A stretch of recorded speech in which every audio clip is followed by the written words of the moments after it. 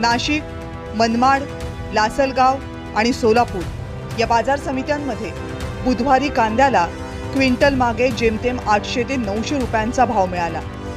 म्हणजे किलो मागे फक्त 8 ते 9 रुपये. या दरामध्ये कांदा विकला तर शेतकऱ्यांचा उत्पादन खर्च सुद्धा निघू शकत नाही. जर आता जर बाजार भाव बघितले तर 4 आणि 5 रुपये विकू राहिलं.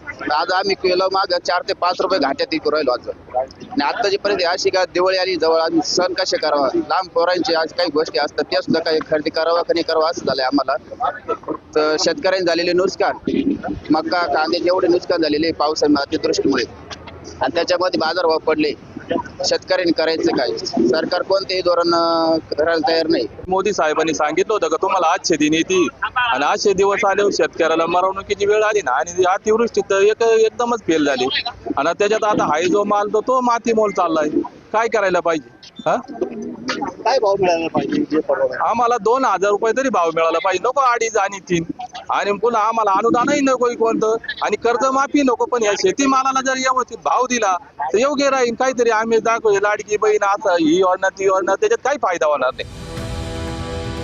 कांद्याचे दर घसरण्यामागे कारणं अनेक आहेत. कांद्याची आवक वाढली आहे.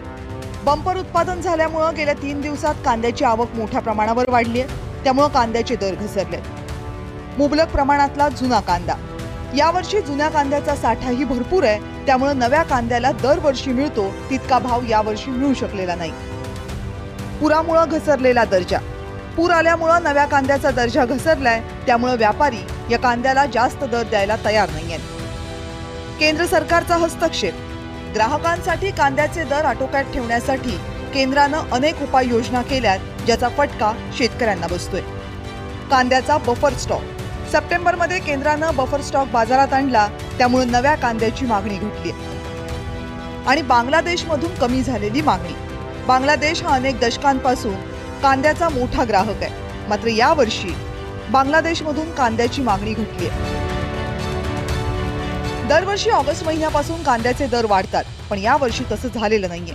म्हणूनच सरकारनं कांद्याला क्विंटल मागे किमान 1000 रुपयांचं अनुदान द्यावं अशी मागणी कांदा उत्पादक शेतकरी करतात.